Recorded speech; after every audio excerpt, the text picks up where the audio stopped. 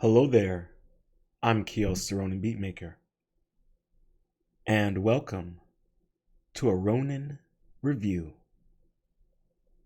Blue-Eyed Samurai, Episode 3. And before we get into it, if you're new to the channel, please make sure to hit that like button, subscribe, and ring that notification bell.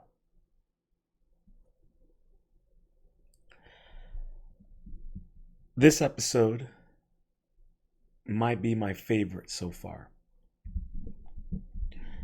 The show really hits its flow and stride on episode 3. It's not. I would say that episode 1 and 2 were really good. Were great. Were phenomenal. I'm just glad that episode 3 it didn't slow down.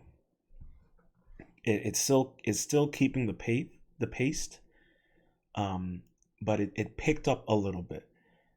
Some new developments, some new character developments, and more of a revelation on Mizu's origin, which I found very interesting, very telling, and I'm curious if it ties to a story. I have to look it up, about a white samurai around the same time period that this show takes place. But I gotta look it up. If I can find the article, then if you head over to Lounge Ronin, you can then see me probably do a breakdown of that character and tie it into Blue-Eyed Samurai. But I'd still have to say this was a great episode. The animation is still holding strong. The character developments were really good, really well thought out. The humor is good. Ringo, no hands. He's starting to really become his own character and not just the punchline, which I really like. Sometimes with characters like that, you're not sure if they're going to be able to kind of flesh them out in a manner that feels genuine and plays to their strengths and their weaknesses, but they do a very good job. Taigen, the dishonored samurai, he's starting to become a character himself. He's more than just trying to defeat Mizu to regain his honor and his station. And we're learning a little bit about him. It's his humble origins, and you can tell he's kind of forgotten a little bit about that. He's gotten a little too comfortable with his station as it was. So I would say that this is really a very strong episode with some great twists and turns. But without further ado, let us get into the spoilers.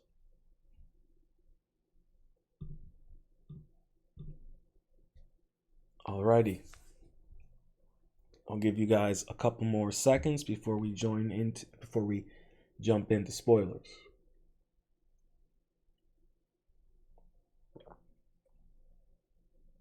All right, 3, 2, 1. So, the episode starts off very compelling. All you see is baby Mizu. You hear two guys arguing about killing her. And one can't do it. The other guy, and you hear Mizu's mom supposedly in the background crying. One guy can't do it. The other guy's about to do it. They get into a fight. The guy who couldn't kill the baby, he kills the other guy. So he tells, supposedly Mizu's mom. I'm still on the fence about whether or not that is Mizu's mom, because she does not really act like that's her mom. And he tells her to take Mizu, and they run off. So that was a really interesting development. I'm very curious as to whether or not we will meet that Um, I would call him an assassin, not necessarily a samurai. But we don't really know because of the circumstances. I'm not sure if it was a battle going on in the background or what. But the circumstances are still questionable. And I really liked I really liked the way that they used the tension between her and Taigen as a way to mirror the flashbacks of her origin. I love how like she was essentially forced to stay inside. The woman caring for her shaved her head to make her look as much of a boy as possible. People weren't allowed to see her eyes because then the bad men would come looking for her.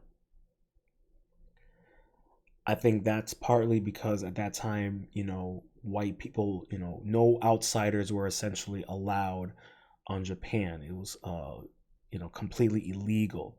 So I think if anyone were to find out about her, they would kill her. But at the exact same time, I'm not really sure. Because we know that when someone does see her eyes, and we get that flashback when she's fighting Taigen with the chopsticks, which was a really great fight scene, by the way. Um, the hut is burnt down, but Misu wasn't there. I'm trying. I don't. I think yeah, she still had the shaved head. So we don't know the circumstances on how that happened. Why did they only kill the woman or burn the hut down, but they didn't go after Mizu? So I think there's a little bit more there to be told. I really do. I liked how the episode kind of returned with how it started with Taigen almost going to um, kill her, but he refused out of being honorable. And then Ringo comes and pretty much says get away from him, which is really great.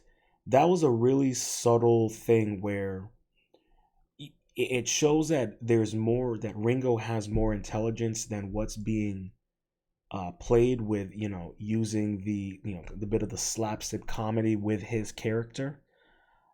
So it was really impressive that he was very well aware of Mizu's circumstances and maintained the lie very, very well.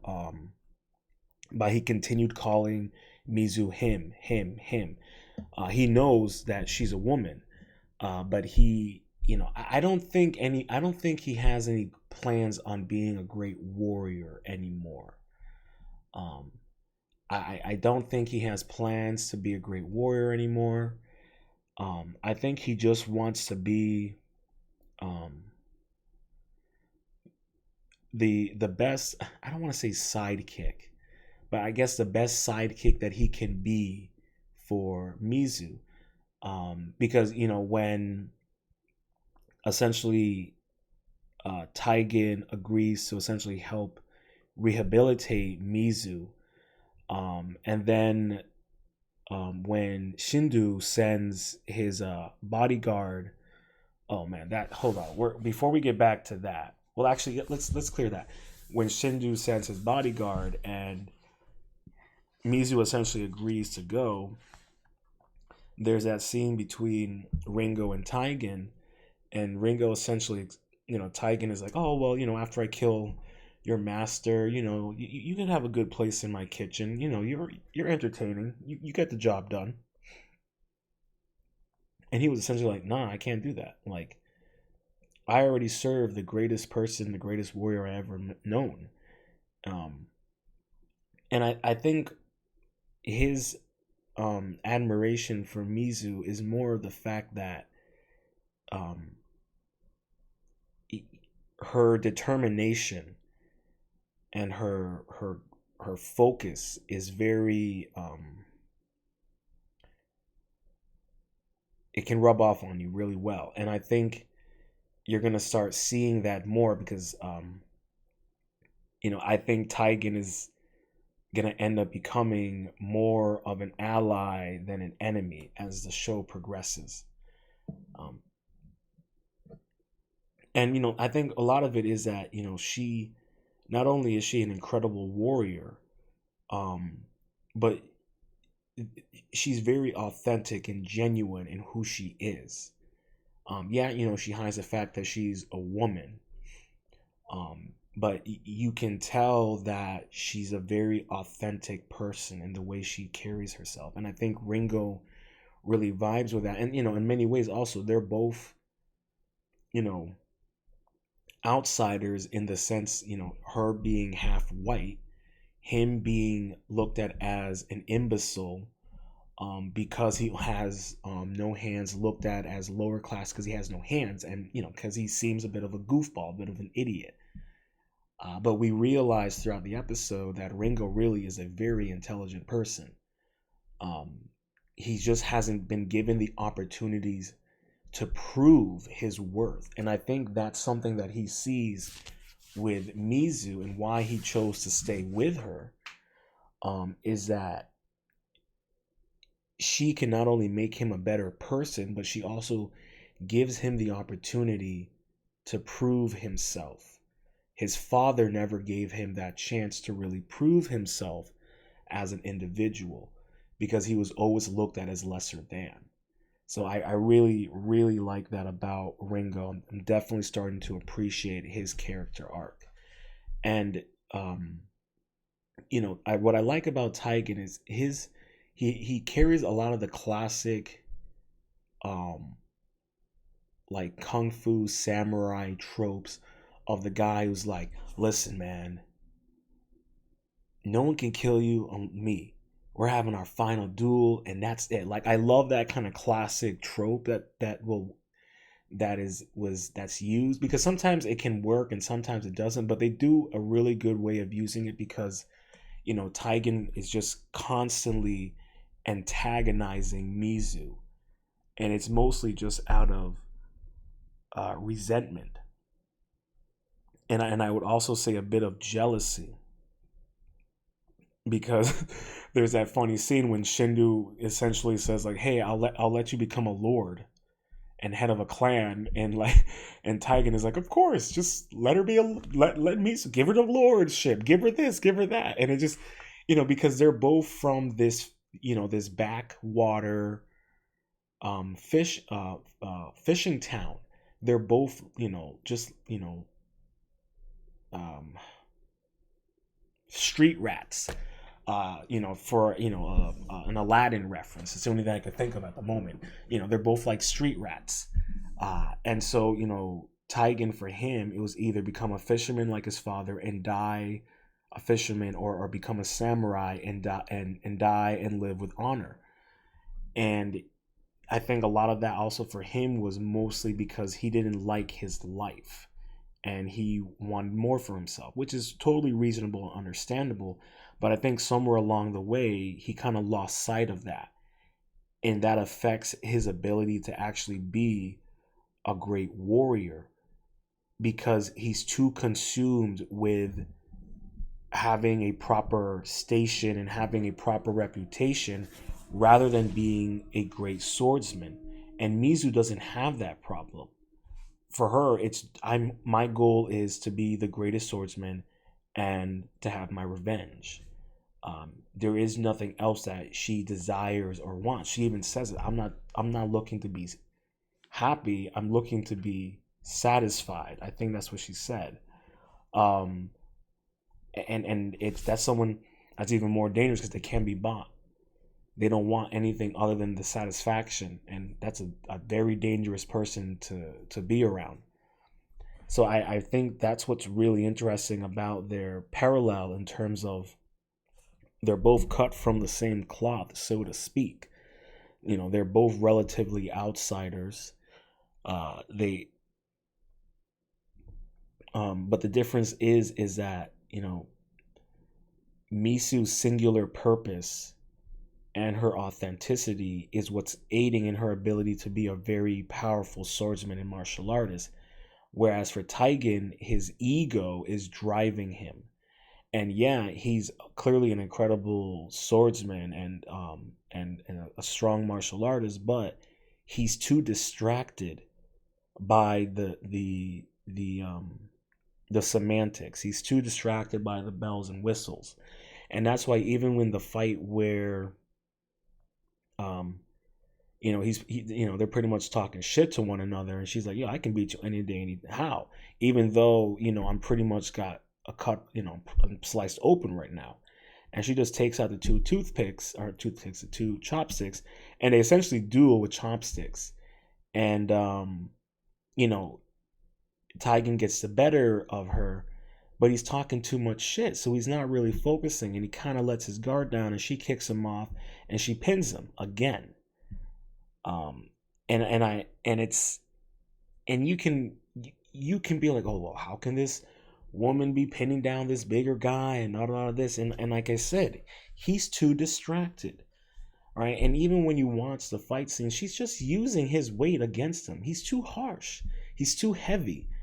And she's just using his momentum against him. And he doesn't see that. He's too caught up in his ego. He's too caught up in his honor being blemished. So that affects his ability to actually be a proper swordsman. And I think we're gonna see that evolution in his character where he has his ego death. And I think that ego death will be when he finds out that Mizu is a woman. And it won't, and that's going to be a really interesting scene. I'm looking forward to that moment where he realizes, holy crap, this is a woman. This changes everything. It changes everything for the duel. It changes everything for his station. It brings a lot into question. So I'm looking forward to when they address that. The meeting for tea was great. Love the whole build up. I felt like I was watching an old Kurosawa film with a dash of Quentin Tarantino, with all the thumbs. As Shindu was essentially offering her, this high station, and we're learning that essentially they kind of are the puppet, the puppeteer for the shogun, which ties into Taigen's the princess, which I love the princess's story. The fact that she's trying to go off on her own, and her father's counselor, he's from the streets as well. So I love how she's not used to this harsh reality, and they get picked off by brigands. I like that word, brigands. I'm gonna start using it. I'm gonna start using that. And he is essentially able to scare off the brigands essentially by he draws his sword, and right when one guy's about to attack him, he draws it just right when he could have killed the guy, but he didn't. And he was like, "It's been a long time since I've killed a man. Let's see if I remember how." And it was like a moment where they all realized, yeah, he's old as hell, but we're most likely gonna die. And one of the brigands was a female, and the princess is trying to run away, and the female attacks her and tackles her to the ground, and takes her money. And as the female brigand is walking away, the princess takes her shoe and throws it at the brigand. And I love that scene. She's like, "You're lucky I'm a woman." And she grabs the princess's shoe and just slaps her a couple times across the face. It was like, "Give me your other shoe." Oh god, that was so funny. And they're just walking, and she's just pissed. And the counselor, he's just like, "Yeah, this is life." Oh, that was great. Oh man, and then a cart walks. A guy with a carriage comes rolling by, and she's like, "Oh, perfect. Hey, here, I'll pay you to take us to this small village." And he's like, "Oh, okay." And they get in, and it's a shit cart. And they're just sitting there. She's just pissed, and the counselor, he's just has his eyes closed, just breathing in the shit, not a care in the world. Oh god, it's most likely manure, but it was so funny. Oh god, she was pissed. And I love how she falls asleep and he's like, hey, we're here. And she wakes up with a fly going into her mouth after it just was eating poop. Oh god, it was so funny. And essentially, I love that scene because the counselor pretty much is like, listen, I kind of set um well, he didn't set her up, but he knew that she was going to not be able to handle being out on her own and in the real world. She's been a princess. She's not used to all of that.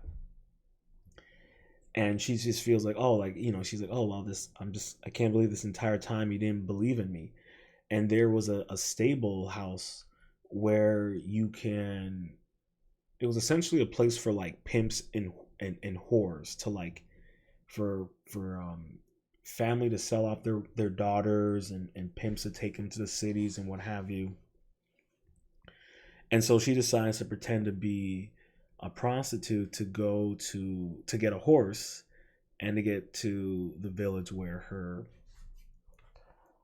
um where Taigen is, the man she wants to marry. And the counselor, he's pretty much like, oh man, like you have no idea what you've just did. Because it's like she was supposed to be married to the shogun's son. Excuse me. And what's interesting about that, right, is he essentially was the one that procured that.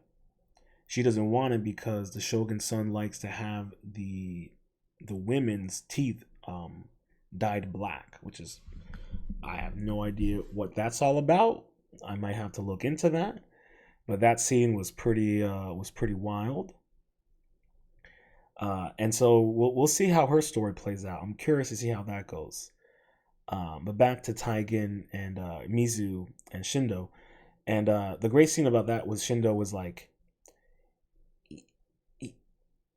you're thinking like, oh, is she gonna take his offer and go into the sake barrel? And it's like, okay, it seems like she's gonna do it, but like you can just tell that Shindu was like, he admits that Fowler, the white man that's living there, he admits he hates him, like straight up hates this man. But how much of that is genuine and he's just playing her? And I think that was kind of the point. And to get onto Fowler, the white man, that guy is a force to be reckoned with. I didn't talk about it. What was it, episode 2? But the scene with him where he's doing the calligraphy, the painting, and that bull with the bull's head and the guy and all the intestines pulled out of the guy. I was like, man, this is crazy. This is dope art. And then you look up and it's literally an actual portrait. Like there's a guy dead with a bull's head and his organs is all over the place, and it's like, oh my gosh, like this guy's crazy. And then, Fowler, he's pissed because the four fangs are dead, and this Mizu is impeding his plans with the shogun, whatever those are. And there's that scene where one of the messengers for Shindu tells Fowler the situation. Fowler just grabs that man's head and just slams it into the chair. That was crazy. And then he takes his sword and just slices a flower and the entire table perfectly. And like Shindu said in previous episodes, like, Fowler, you've mastered every art. And he's obviously has mastered the sword as well. With all of his time he's been, pretty much house arrested in Japan. And that's what was really interesting when Mizu kind of like, who cut this flower? This is like only a master could do something like that. And that's when she kind of realizes, okay, Shindu's totally lying with me. And she cuts off his hand. The archers go flying. That scene was dope. Ringo using the mushroom to pretty much poison the massive bodyguard. And that was great because you're really starting to see Ringo he's a smart guy. He's smart. He knows how to do things. He's very capable. That's one thing I really enjoyed about his character. In that scene with the archers and Taigen, he gets the broken sword and he's damn good with it. I loved how Ringo used one of the bodyguards' body to protect them as the arrows were flying down. That was really cool. And I love that moment where Mizu looks up at him and she's like, "Useful, like you're doing good, man. You're coming in handy." So I really enjoyed that. Really great, strong episode. I really enjoyed how she essentially figured out how to get into the castle because Shindu went on that whole spiel and pretty much told her how to get in, and she's gonna use, which I assume is to pretend to be a prostitute. So that's gonna be really interesting to see how that plays out. Um, Especially with, oh shoot, and Taigen's the princess. Oh man, that's gonna be really interesting because they're probably gonna both end up at the exact same castle. Oh man, that's gonna be really interesting to see how that plays out. Really interesting. And oh god, what was it? I wanted to bring up one more thing. Did it have to do with Fowler, the white guy? I'm trying to remember what it was. Oh, okay, yeah. Well, I liked that when Shindu made it back to the castle, he's pretty much like, he's like, bro, Fowler, this is a devil that we're dealing with, a demon, and he's coming for you. Mizu's coming for you, and you're going to die. This samurai is going to kill you. Like there's nothing you can do. And I love that realization. It was very that classic scene of that revelation of like, this is not we can't get away from this. We can't kill this. Nothing's going to stop this force to be reckoned with. That fear, that realization that this thing that was more of an itch has now become a fatal infection. I really enjoyed that, and Fowler was like, it was great that unfortunately that Taigen got captured. So it's going to be really interesting to see Taigen, Mizu, the princess, all kind of converge at the castle and see how it all plays out. I'm very curious and excited to see how it turns out. So I think episode 4 is going to be, that's going to be wild. Um, 4 is going to be really wild. I'm looking forward to it.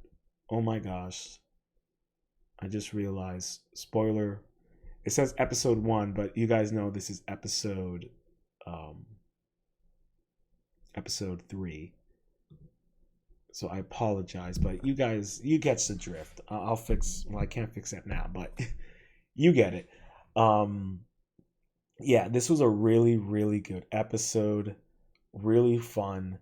I really enjoyed it, and the reason why I enjoyed it was just the character development for Ringo, for the princess, for Taigen, for Mizu, even for Fowler, our villain. I really like the character development with him.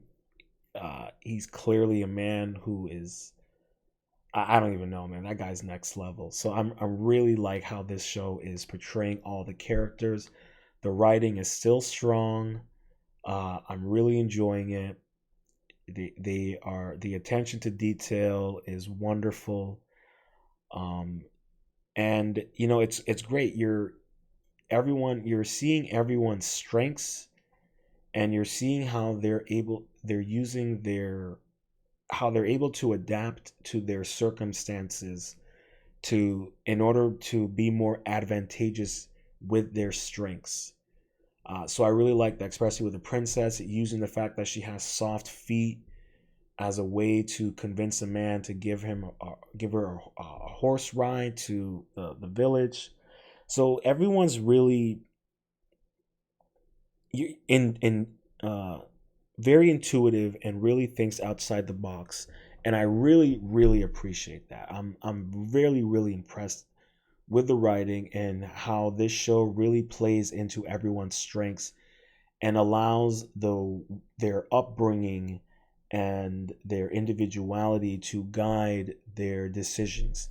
and it's not like forced by the plot or anything like that. Everything feels very natural, which we don't get that kind of writing nowadays, especially in Western media. So I'm really happy to say that this is a really, really great show. I'm really happy with it. And that's all I got for this one, ladies and gents. Blue Eyed Samurai, episode 3. If you've made it this far and you've enjoyed everything you've heard, please hit that like button. If you're new to the channel, subscribe and ring that notification bell. And please leave a comment with your thoughts below. Let me know what you thought about the episode. Any thoughts and feelings on the various character developments, anything you're hoping for the next episode, or any speculations and theories. Please make sure to leave that down in the comment section. And until next time, stay positive, stay focused, stay true, and much, much love.